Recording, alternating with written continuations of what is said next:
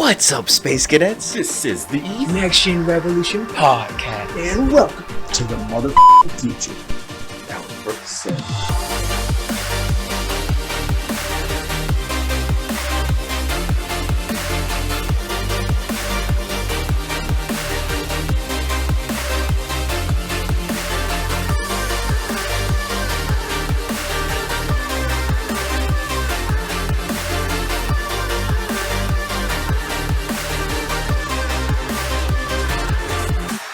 Tatum Price, welcome to the Next Gen Revolution Podcast. Thank you. How are you feeling on today? Great. It's Earth Day, so Woo, Earth Day. feeling special. Yeah. Went on a walk. There you go. Nothing wrong with that. So our podcast basically is bringing the generation, the information and knowledge from the past generation to the new generation, or just to discuss with people who are doing it now, like achieving their dreams, working on their goals, their career, and just helping people who are basically starting out to realize, like, how do I get to where I want to go? Or how do I get that mindset? Or how do I grow? So this past couple of weeks, we've been doing a whole growth mindset series. We've been talking to people about, like, what makes them want to grow? What if they set, like, habits to help them grow? And so we're going to dive into that, and then to a little bit about, like, what you've been doing, and just to dive deep into who you are and how people can maybe follow in your footsteps or do something like, kind of like what you're doing. So Awesome. Before we even dive into that, though, let's let the fans know a little bit about who you are, and then we'll go from there. Okay. Well, hello, everyone. I'm Tatum Price. I'm an actress. I perform stand-up comedy when I'm in a good mood. If not, I'll write my feelings in a journal, and no one can read those.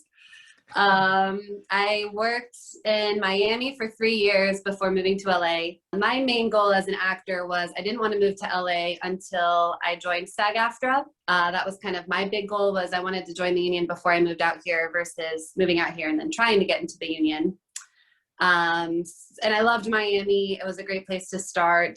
And I think the beauty of our generation is you can produce and work really anywhere. You don't have to be in New York or LA. There's tons of work in Atlanta. There's tons of work in Texas, New Orleans. And now everyone has video equipment at their fingertips. So you can really write your own work and kind of produce it anywhere.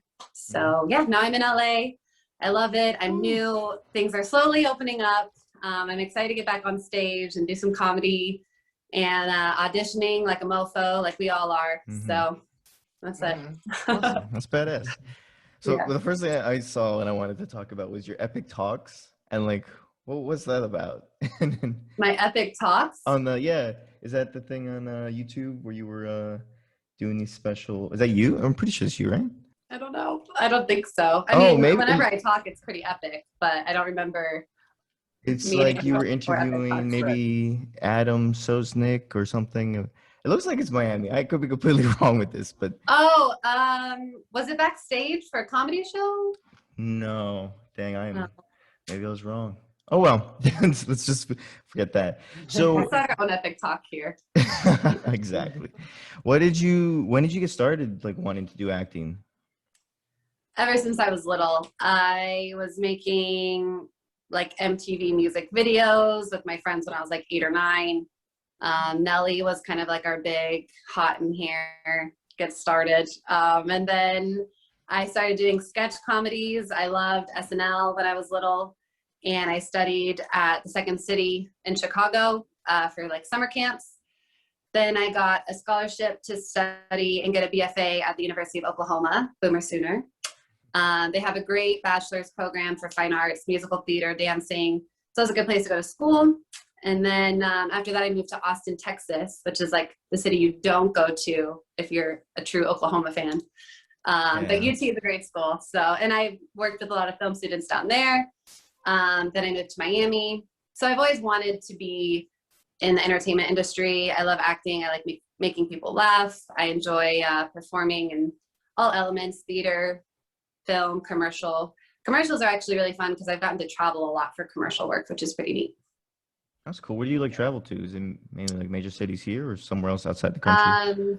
Countries, which was pretty cool. So in Miami, I got to book a commercial that filmed in Belize. It was kind of like a tourist commercial to kind of get more people to see Belize and all that their country has to offer. So it was like 10 days kind of guerrilla filmmaking, like lots of driving different places, crazy roads. And then it's just crazy because then you see the final outcome and you're like, it spent 10 days to film something that lasted 30 seconds. But That's wild. yeah. all the work In you put into days. I mean, you have to get the right shot, right? I mean, recently a Yeah, friend. exactly. We had to go to like waterfalls in certain Mhm. cities, and so that was really cool. I got to I worked with my agency through model volleyball, which was like a fun thing in Miami, and we were great volleyball players. So we got to go. If you won, you got to go on different trips. So I got to see the Bahamas. We went to Haiti with the Jack Brewer Foundation and created videos for that. And then I got to do cruise line commercials.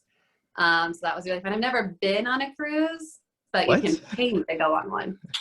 I mean, you've never been on a cruise. How? Nope. Oh, you're missing out. I will. Okay, some are really good, and some are. It's like being at home, but you're moving, and I don't know. It can be On boring. water. Yeah, so you got to find the right cruise with the right like hosts, and it's so much fun. Yeah. But- I'll maybe try one. But I mean, if they book me for a commercial, absolutely, I'll go on it. All So right, no free cruise. Yeah. Can't go wrong with that. Yeah, do you like only being on the stage, or you like also like the production that goes into like creating the film as well? I definitely value the production elements. It's there's certain roles that I wouldn't know how to do, but after like being on set and just seeing all the people that it takes just to get your shot ready, like you'll be called on set, but it takes maybe like 2 hours to get the lighting right, to get all of like the rehearsals done. I really have an admiration for like the second AD, the DP, like those are jobs that I think I would love to learn or maybe kind of observe more. Especially if you're producing your own work, you kind of have to know all the little roles that go into making the big production. So, yeah. Mm-hmm. Yeah, doing production takes longer than you think, because our friends and I were doing an interview in a studio, and we were like, "Oh, it's gonna take 30 minutes," and it took us like 2 hours to set everything up, to the lighting right, the camera, and it's a lot of work, and then you have And the then, editing like, process. Yeah, the editing for sure, and like editing sound. I will edit like some of the sketch comedy like videos that I've done, and I have very little patience for that. So kudos to editors and sound mixers and all that jazz. When did you start doing like production stuff? Was that at the beginning when you started doing acting, or is it like recently? When I first started, so I guess my first like paid production jobs, a lot of them were infomercials.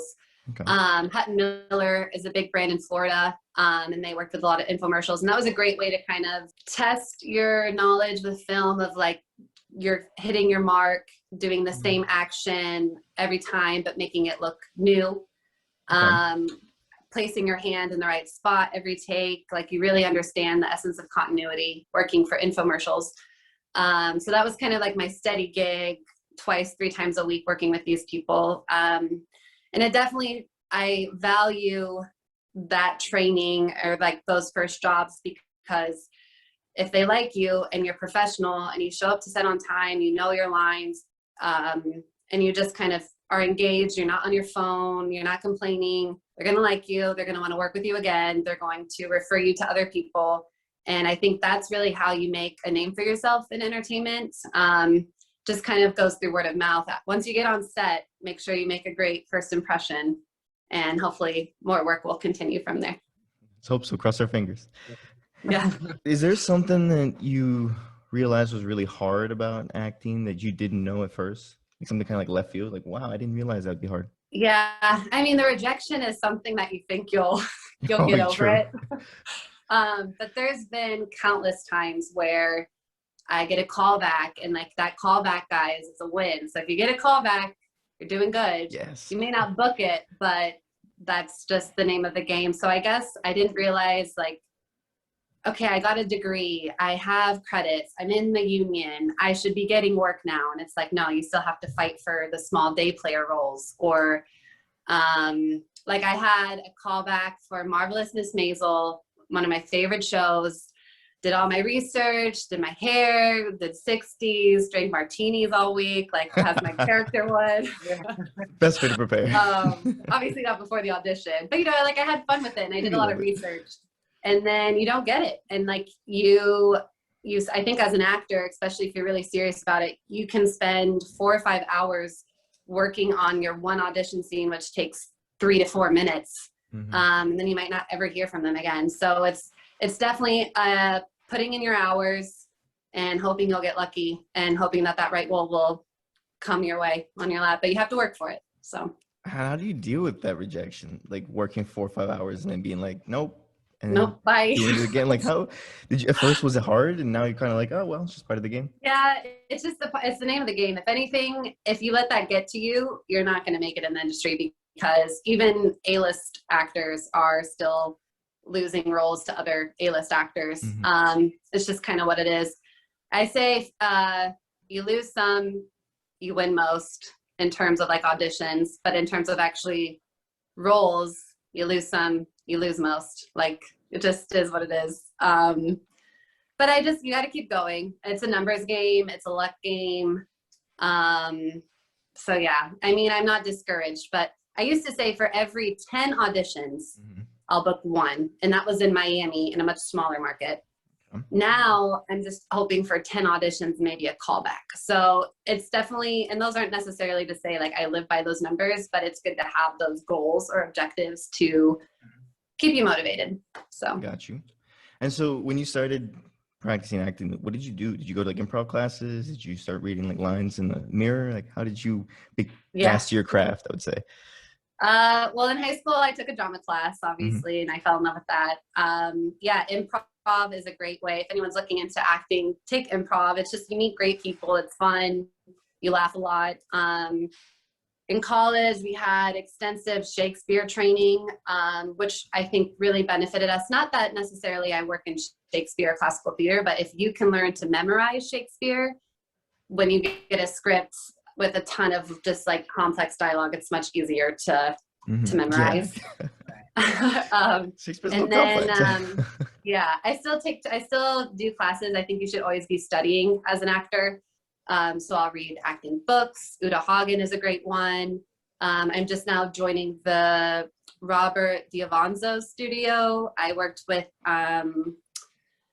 the Central Comedy. He's gonna not watch this because he'll be so mad that I forgot their name. Oh no, we'll just pretend like it never happened. Yeah. Improv. Where's it gonna go? No, but what's nice is during COVID, I did an improv group. LA comedy, that's what we'll call it, for like 6 months. So it's just fun to like practice your craft and not give any pressure to it, but you got to love it. I mean, you have to have fun and play with it. So what's the secret to comedy? Secret to comedy is playing it truthfully. Don't play the comedy, just respond naturally, I guess. What else is the secret to comedy? I think your real life really reflects the work you do, and to just be lighthearted about things. I feel like last year was really hard to find any comedy, but we're getting through the light. I mean, hopefully, I just can't wait to see like live comedy again, and I think some places are starting up to do live shows and stuff. So, but no improv. In LA or? I'm in LA, yeah. Yeah. I know New York's doing some shows. I'm not sure about LA. I'll have to look into that. Yeah, because it still feels like it's a little closed. They opened up finally restaurants. I'm like, finally. Yeah. But what's your like weekly schedule here in LA? Do you meet managers on certain days, you practice certain days, and you go out there and like do, I guess I would say like, if it was open, like comedy skits or improv skits? Right. So I think routine and having like a morning ritual has always been really important for me. So I start my day, I either do yoga or walk outside. I love to swim. So I go to like the swim center nearby and reserve a lane, exercise every day. Start the day with exercise. Your body is your instrument as an actor. I'll do vocal warm-ups if I have an audition, which is like fruity tooty vocals, like 1, 2, 3, 4, like all those little things, like me, mama, moo, all of those. My poor neighbors. Love it. We're like, oh, Tatum's just practicing for another role she's not gonna get. Oh, what? No. Don't say that. Hey, it's comedy. It's fine. I'll get one. Don't worry. In 10 years. Don't worry. Yeah. What's nice is I got a lot of great roles in Miami, and then they all premiered last year. So it looked like I was working in 2020 because all my movies came out. So that's kind of a fun game to it too. Is like your projects take a lot longer to release. But anyways, so schedule. So I do those things in the morning. I love to journal. I usually have about 2 to 3 auditions a week. So I block probably 45 minutes to each script, and I memorize by rote, which is where like you don't add any vocal inflations. You just kind of like the sentences. I took my dog to the park. Okay. You would just say, I took my dog to the park. And you just keep doing that. And then once I Is that memorize, so memorize? yeah, just to memorize. Because then I Wow. think once you are playing with the character, once you know the character, then those inflations and the rhythms you start to find organically versus Okay. memorizing it a certain way and then you kind of repeat it that way. And then I work at a restaurant in the evenings, which my which favorite one? name is like Craig's on Melrose. Oh, I gotta Pretty, go. it's fun. There's so many restaurants. But Craig's is actually amazing. They take really good care of me. If you're an actor, they like definitely support both sides of the industry. And they're only open in the evenings, which is so ideal for an actor because you have all your days to audition, to rehearse, to kind of do your own work. And then I make great money there. So it's definitely a job that supports me. It's flexible, really high-end clientele there too. Yeah, making that money. Yeah. And then my favorite story was we had this guy who was on an ABC show and he's a server there. And it was the Sunday night. And so like we turn off all of the football and like everyone's confused. Like, why are we turning off this prime show? And all the servers and like the managers and the cooks come out. We're like waiting for a scene. And then like we go back to working and then waiting for a scene. And then when he comes on, like the whole restaurant just started like cheering and applauding, like someone scored a touchdown. And it was the most LA like experience I've ever seen. It was so fun. Oh man, I wish I was there. Yeah, it was really fun. And I hope, and that's where I think like the supportive element of working with people who know what you do and support that is really important too. So definitely got to find a side hustle in LA that you're not stressing about money. You shouldn't be focusing on booking a role for money. You should be focusing on booking a role for your artist endeavor, for your craft. You should be focusing on getting paid in the hours that you work when it comes to your art, I think. Yeah. Because I remember reading a book by Matthew McConaughey where he was talking Green about. Lights? Yes, I love that Loved book it. so much. And so near the end, he decided to stop choosing roles just because and choose the roles that really like he felt and meant to him. And so when he started doing that, his life became better. The roles were better. He started to win like Oscars. Like it's things like that is where you have to decide like, who am I? What is my vision? What is my true North Star? And then move that way. And it's going to work out. Maybe not at first, because for him, it didn't work out at first. And then now, I mean, come on. That's Matt McConaughey. Yeah, and I think I thought about that too, was there was a long lull of his life where he was saying no, or he wasn't getting the work he wanted. And again, that shows that that's just a part of the actor's life of like highs and lows. You're going to be on your A game and you're going to get all the right roles, and then you're going to try something else and it might not work, but you just kind of have to stay persistent with it. I really liked his book. He was very lighthearted and like, I enjoyed his life story and he seemed pretty grounded. The fact that he like traveled in an RV is like amazing. I never thought that. I was like, oh, Yeah. he's living in LA, probably big house. And it's like, no, the man lived in an RV for most of his life. Yeah, And I used to travel. work at Chateau Marmont, and he talks about staying in Chateau Marmont during like his crazy hotel years. And I definitely saw that there. That was a fun place to work too, especially during like award season. You just see all the celebrities let loose. It was really fun.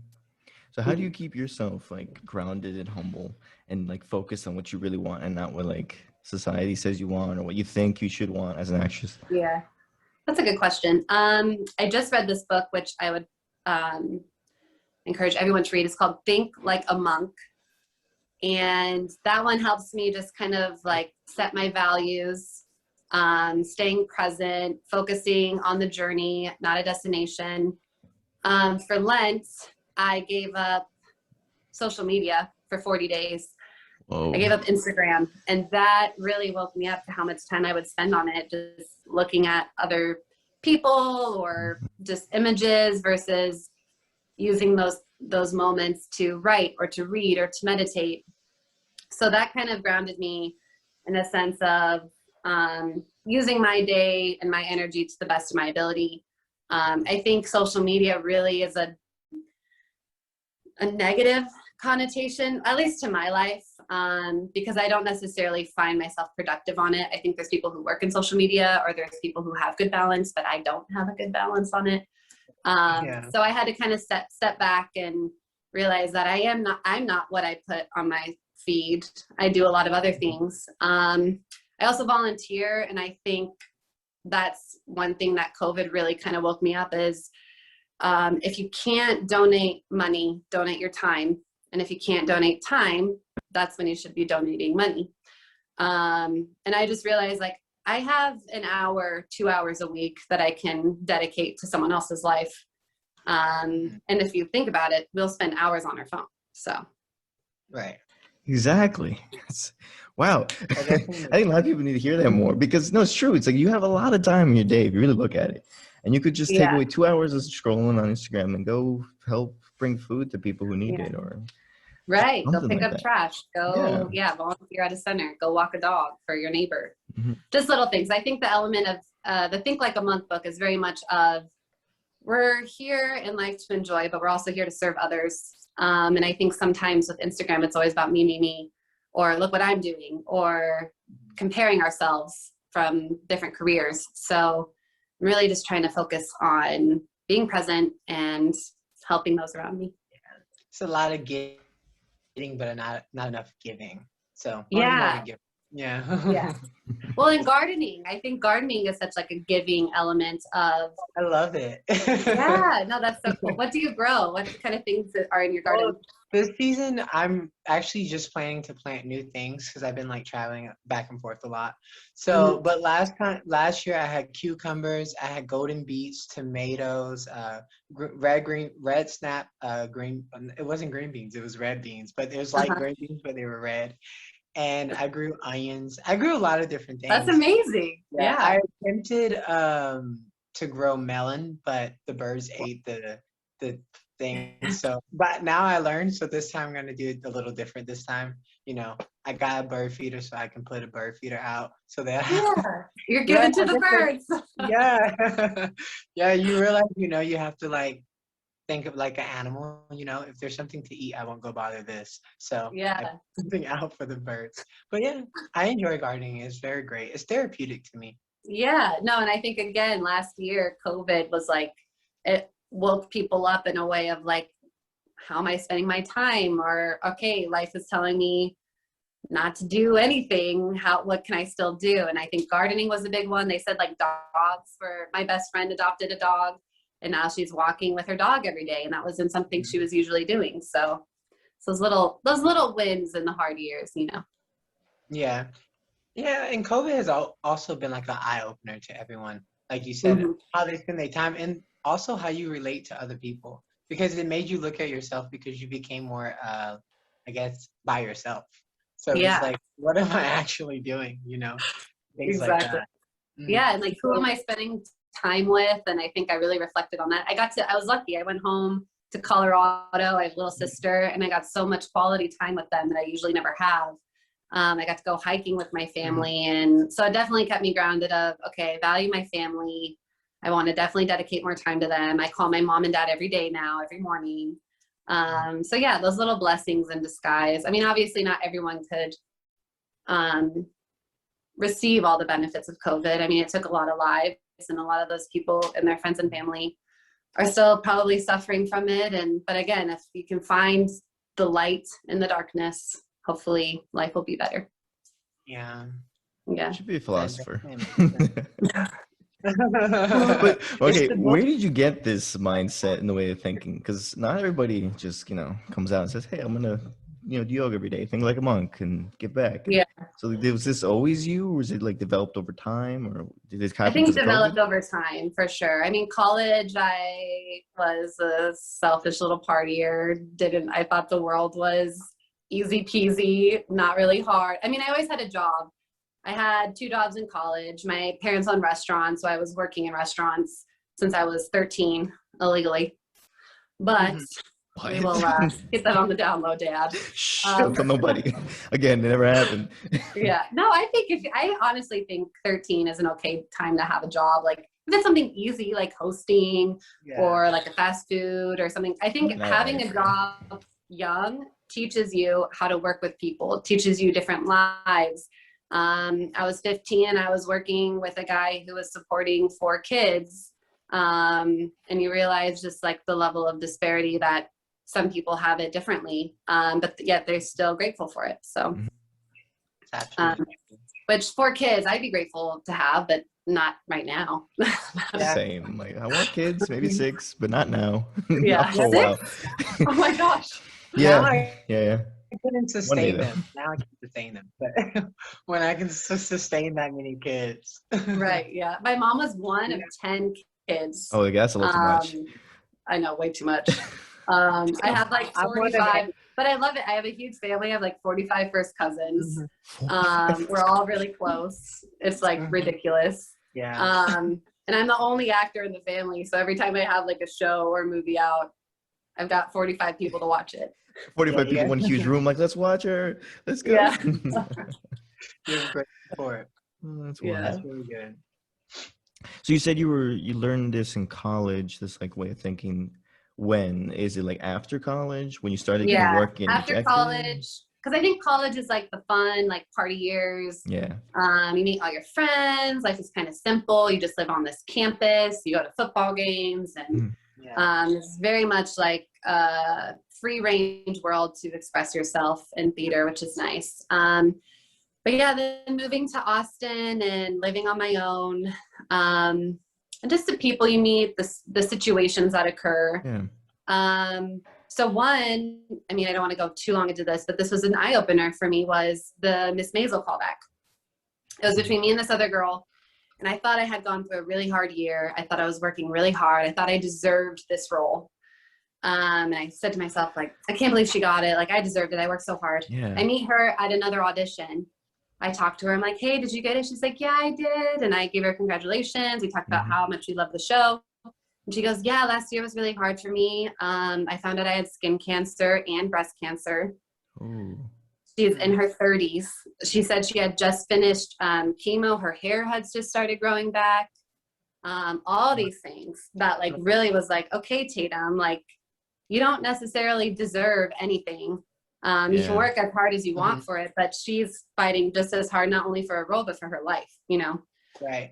So that was probably one of the most awakening, like humbling experiences for me in this industry. Yeah, that's when you start to learn stories of other people, you start to realize like everybody's got it hard. It's just like do your best work, be better than who you were yesterday, and just see what happens. You don't win that one, maybe someone else did and they needed it.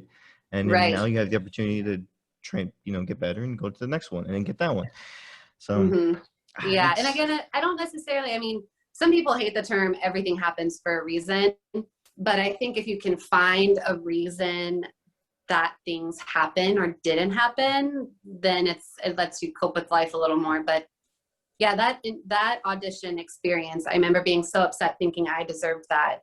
And it's like, I would rather not have a role and not have cancer, and this woman's fighting cancer and still trying to make her dreams come true working as an actress, so I guess, so yeah, it's those little instances in life that really kind of humbled me. When you're on set, you just realize, like, I've worked with some amazing actors, Luis Guzman, John Leguizamo, Omar Sy. None of them come to set with an attitude or I'm this big shot. They're all collaborating. They're all asking about each other's work. And I think it's good to see big names just being human and being humble and working with them. So. Yeah, it's the humble mentality. It's like, hey, I'm not trying to prove anything. I want to make something great. I want to surround myself with great people and see what happens. Yeah, exactly. And I love collaborating with people. And I think that's where it started in theater. And then when you're on set and you just see hundreds of PAs, I mean, I don't know with COVID now how much restriction is on how many people can be on set, but I just remember tons of trailers, hair, makeup, stylists, PAs, film crew, the people working for craft services. It was like you literally just were around so many people who were just trying to make a good day on set to tell a great story. Mhm. When did you start doing yoga? Is that like a thing that's recently, or? My mom got me into yoga in college. I think when I came home from college, I think that's kind of when like Core Power and like all these studios were kind of like up and coming. And I remember not liking it at first. I was like, this is ridiculous. Because I used to play like that. Yeah. I used to play basketball and like swimming or like very fast sports. And when this was all slow and like it was so painfully slow to me at first, but then you kind of learn to like it. And then, so yeah, I do Core Power videos like online. They have a lot of like great streaming services. I can't wait to go back into a studio and do yoga. But yeah, I find that it's very grounding. I'm sorry? Those are definitely better when you're actually in the studio with people. And yeah. Again, it's a community thing that I enjoy from it. But I still need it in my life. So I just do it in my room. Yeah, because yoga is powerful. It's one of those things that like, oh, it's just yoga, make fun of it. It's like the thing. But no, when you really like do it and actually like get lost, you feel this sense of overwhelming like happiness when you finish. It's like meditating. It's like once you let go of everything, like clear your mind, you feel this sense of like, oh, life is good. I'm now feel strong and ready to go after whatever else I'm doing. And it's wild to me. It's like it's 30 minutes a day you can take out of your day just to like challenge yourself and do like warrior 1, warrior 2s, cranes, and you're set. Yeah. And it's on a yoga mat. Like you can get a really great workout or a great release on this little tiny space. And that's kind of what I love too, is like, because they have different levels of yoga. But if you want something challenging, you don't have to like run a sprint or lift heavy weights. You can still just be on this little mat. So yeah, you can push yourself to do crazy poses. Have you ever tried to like go from a crane or crow pose to a handstand? Nope. You should try that. I've been trying to do it for the last couple of years. I'm getting better. I'm getting to the point now where I can almost hold it. Yeah, but it's not easy. But it takes a long time. But I think the little small wins help you. You know, and then you're like, I'm slowly getting there. And then one day you'll get there. But it takes time and patience. And you learn that with yoga. Yeah. And I think that's where the community element, like if I'm around people trying to go from crow to handstand and I see them trying, then I'll try as well, you know? But I have some yoga friends who are like instructors. And again, they'll push me to do that stuff. But on my own record, I don't. I just release. Come on, Tatum. Child's pose. Slacking. Child pose is too easy. What do you? It's okay, one step at a time. You'll evolve. Exactly. Do you guys practice yoga? You guys? I do every Monday. Yes, I'm actually taking a course to become an instructor. Awesome. You'd be a good instructor, I can tell. Yeah. I'm excited. Well, I do wellness things already, so it's just something I felt like I wanted to utilize to bring more union with myself into this physical existence, you know? And I feel like it helped me, so I wanted to help other people. Yeah. Oh, that's amazing. I definitely think yoga could be introduced to like our younger generations too. I really think so many of like Gen Z, I don't know what they're called, TikTokers. They're just all over, they're on their phones all the time. And it's like, I'll go to a restaurant and all they're doing is looking at their phone. And I think yoga makes you be present, helps you want to be present. And kind of, finding that inner strength and that inner peacefulness is what we need. Right. I think that's what I was trying to get to later. Give me a good idea, actually. Yeah. What is that yoga does allow you to grow and be able to just be alone with your thoughts. Because you're right. I work at a restaurant too as a server, and most people are on their phones nowadays. Actually, the families. Before it was just the kids, but now I'm seeing like the adults too. Like the whole family's on their phones. Like, I'm like, this is weird. And then couples go out on their phones. To each other. That's like the biggest thing, I think. Like no one's paying attention to one another. And once we start doing that, we lose compassion and empathy for one another too. Right. And eye contact. Like you realize how important eye contact is. I'm just grateful. My family, we always had family dinners. We never put the phones, like you have to put your phone away. And again, I'm very cautious of who I spend my time with and what they value. And when I'm out with my friends, we don't need our phones, and I honor that they're sharing their time with me and being present too. So That's cool. So you have like a friend rule where you guys don't go on your phones at all? yeah, if you're on your phone, you are not my friend. Okay? No, I'm just kidding. Well, calm down. Put the phone down. No. I'd No, say, I like, mean, it's just like, yeah, you see, like, I don't know, it's good to have friends who have the same values as you. So, I think that's absolutely important. yeah. And not loving your phone so much, or like posting. I was driving and there was a girl like taking so many photos of herself just driving at the red light. And I was like, no one cares. No. But that's also, you have to recognize that, like, that's also, like, that's a cry for, like, I need attention. Like, I want to Or be, something. I Yeah. want to play with other people. I want connection. But, Yeah. like, they haven't been taught how to build, like, actual relationship. And Because at a red light, like, just drive and get there and then do a cool selfie somewhere else. I don't know. tell you everything I'm doing. Like, you need Yeah. to know the food I ate. You need Yeah. to know. Exactly. I wore my seatbelt. I was like, good for you, girl. As long as you wear your seatbelt and take a selfie and drive at the same time, I Maybe guess her, you could. maybe Yeah. her makeup was really good and she had to capture it before it was like, Right. That car lighting is good. I mean, in high Yeah. school, I used to like pluck my eyebrows in the car because the lighting was always great. Yeah.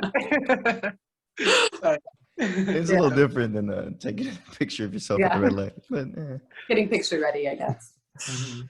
So, So, as like an artist, like you would consider yourself like an artist, right? Because you just express through comedy and through acting. But I see like the artist in you.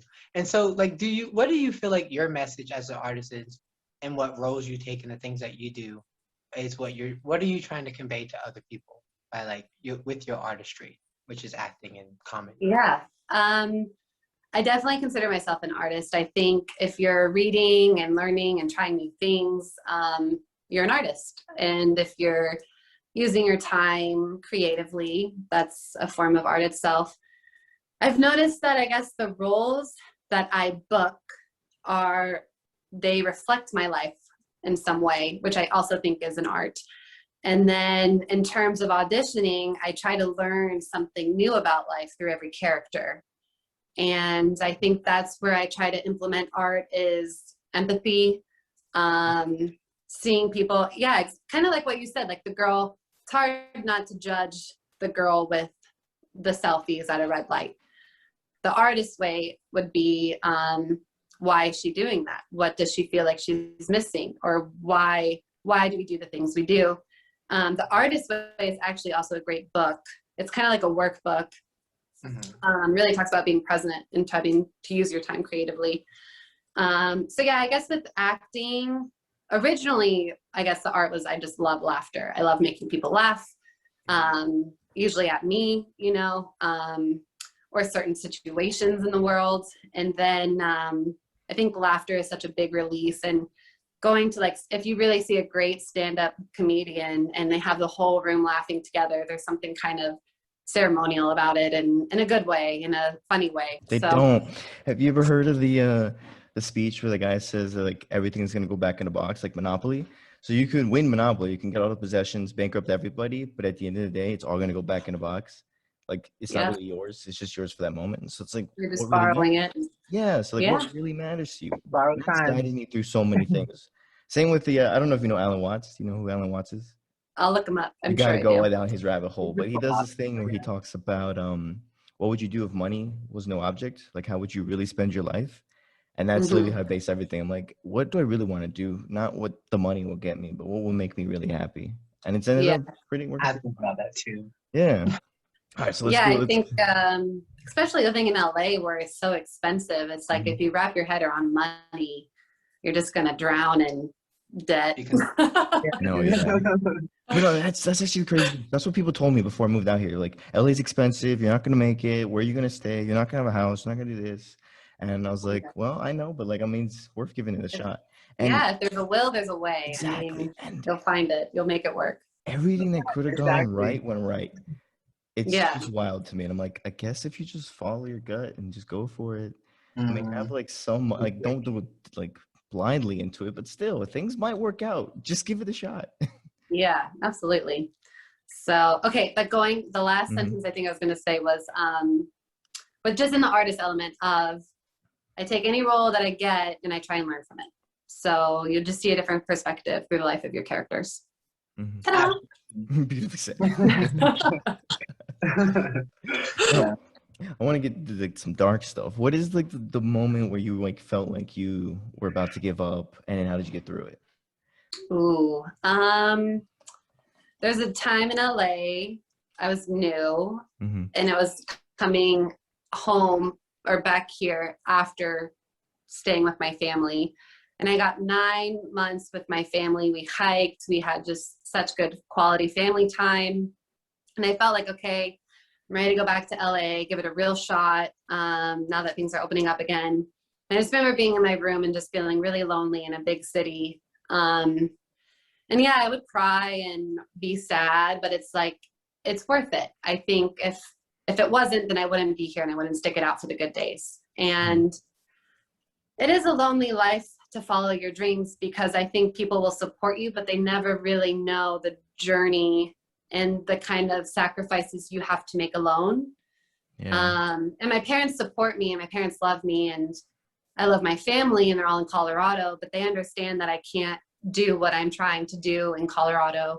I have to be here now. And it's rewarding. And I think I'm blessed that I can always go back and see my family. It's a quick flight away. It's not too expensive. And yeah, so I guess the darkest time was just kind of like why am I doing it? Is it worth it? And you kind of put those questions out in the universe, and then you wake up the next day and you realize, yes, it is worth it. I love LA. I love working with creative people. I love the pressure. It's just something that will be rewarded later on. You don't know how, you don't know when, you don't know why, but you just trust your gut. Yeah, exactly. Trust your gut. You never know what can happen. I've heard too many times you can't do it. That like now I'm like that voice. I'm like, you might not be able to do it. Many people could tell you that, but I'm gonna still tell you can do it. Because everybody will just say you can. So you know what? Try it. See what happens. Try it. Yeah. Try, fail again. Keep going. You'll get it eventually. And you don't know what you're going to get, but Exactly. there's a reward somewhere. You're going to get something. Like you might have a dream of being in New York and having a penthouse. And you might get something sort of like that for like a week or two. And you're like, okay, this is not exactly how I envisioned it, but this is the dream I wanted in a way. Let me keep going. If I can get that, well, what else can I get? Right. So those little things of believing in yourself and seeing possibility. I think that's important too, because there's a lot of times where you can like anticipate failure and things like that. We always have this inner dialogue with ourselves, and it's mostly negative. And I think when you switch that negative filter in your mind to something that's more looking for optimism and possibility, then you can live a more peaceful life internally, and therefore it comes outwardly as well. Totally. And I've, the Think Like a Monk book and like meditation, I think what you learn is it's habitual. Everything is a habit. Negativity is a habit. If you keep thinking negatively, you're going to experience negative energy, or you're going to find the negative in all of the things that are happening.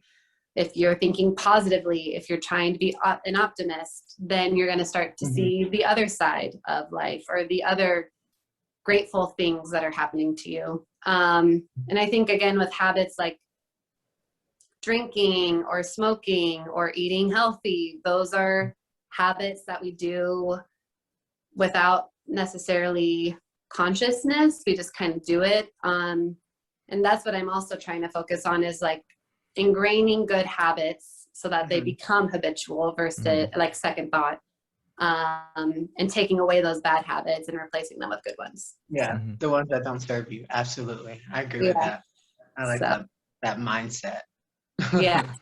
You mentioned being lonely, like as a following your dreams. Most people want you to see it, or just most people don't understand what you're going through.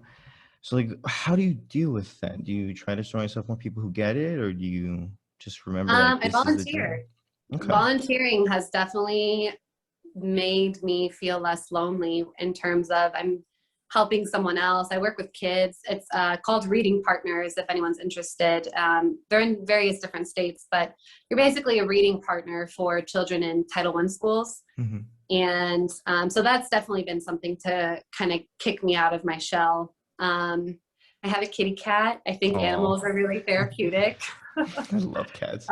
Yeah, I FaceTime my friends. When I'm lonely, I'll reach out to my best friends. I'll go up and visit them, FaceTime my family.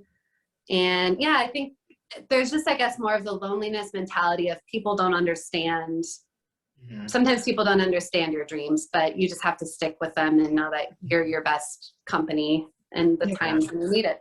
So have you, there been people that's basically said like, hey, what you're trying to do is not going to happen?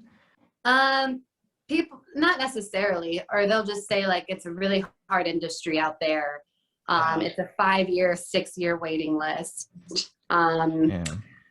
What if you don't make it? Stuff like that. And to me, I just kind of drown it out. My dad owns restaurants, and having a restaurant is one of the most difficult jobs to maintain, especially through last year. So many restaurants went out of business. A lot of restaurants don't make it through their first 3 years. So I think it's hard to be successful in any field. As long as you're just putting in the time and the effort and the patience, you'll find your success. I'm not trying to be an A-list celebrity. I'm just trying to work as an actor and support myself creatively. And again, I definitely think having a side job while you're pursuing your career is super important, because you don't necessarily want to focus on money if it's an art form. You know, obviously, if you're trying to be on Wall Street, money's important. Wall Street. There comes a point when it's like, is it even the money anymore? Or is it just like gaining this? But if you're trying to open up your own company, I mean, you have to invest in yourself. So there's going to be times where you don't have money and you're spending all the money you have on your dream, and you hope that you'll see the rewards later on in life. Mm-hmm. So. Absolutely. Yeah. Following your North Star, though, I think no matter where you go, you'll still be where you want to be. It's like you cannot be successful. You can lose all the money in the world. You can but if you have the friends, the people that matter, and you just follow what you think is the right way to go, you'll be fine. I think people get focused on the destination and less about the journey. Totally. Yeah. And I think there's something to be said of having integrity with the work that you are given here and now. So when you get that role, work your hardest for it. Know your lines, come to set early, know the producers, know the assistant director's name. You got to do all your research. You got to do your work, because it's so hard just to get to that spot. Yeah. That I mean, your name's there. On it. Yeah. You got to need something. Totally. So another thing too, when you said you came home from Colorado back here to LA, you said you were just like, is this even like worth it? What goes through your head? Like, how do you decide this is worth it? This is what I want? Or maybe you might have gone the wrong way and thought this was it. Like, how do you assess that this is where you want to grow to? So I guess I was pretty spoiled in Miami. I had great connections with casting directors. I was auditioning constantly. I was getting callbacks constantly. I was booking constantly.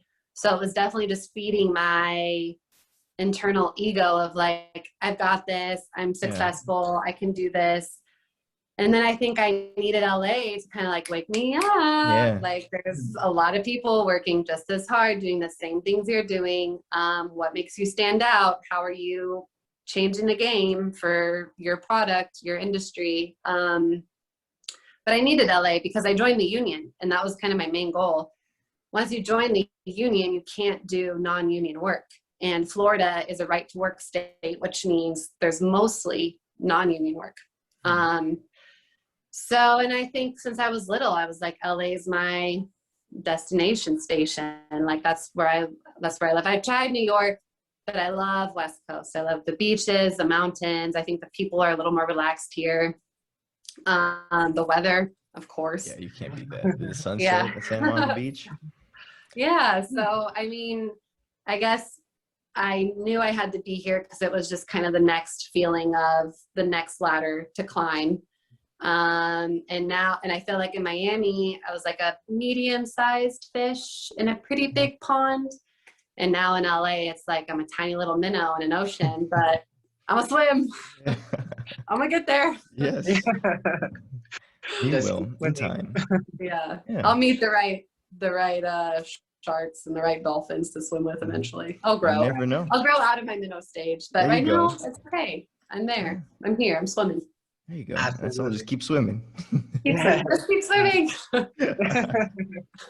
Oh, that's beautiful. I would just like to thank you for coming on. It's great talking with you. Mhm. Yeah, it's nice to meet you guys. Thank you. Shine and express that that light that you have. Oh, I appreciate Yeah, it. don't ever let you it go guys, out. and I appreciate you guys for doing this for the next generation. And I think it's important for everyone to share their stories. And I'll look forward to listening to your future podcasts. Awesome, thank you. And then we do this Absolutely. thing at the end where imagine we're like on a sofa shooting through space and time. What would you do what would you put on as, like, let's say, floating billboard in the universe that everybody in the world could see the universe? What would be your, like, one motto, one thing that you want people to take away? I guess this is the one that's just been in my head. I think I mentioned it earlier, but it's really kind of stuck with me right now. And it's, if you can't donate your money, donate your time. If you can't donate time, donate your money. Enough Yeah. said. It's a long one, but it's there for you. Even I also love, but some people, I love the one that's like, the harder I work, the luckier I become. But I don't necessarily think working hard is the more important thing. It's more just like the creative thing. Another one, sorry, now they're coming through my brain. No, just keep it going. I'm loving it. Yeah, well, okay, I'll leave you with my favorite quote from Picasso, which is, if you're like feeling stuck or not creative, Picasso said, inspiration exists, but it has to find you working. I like that. Yeah.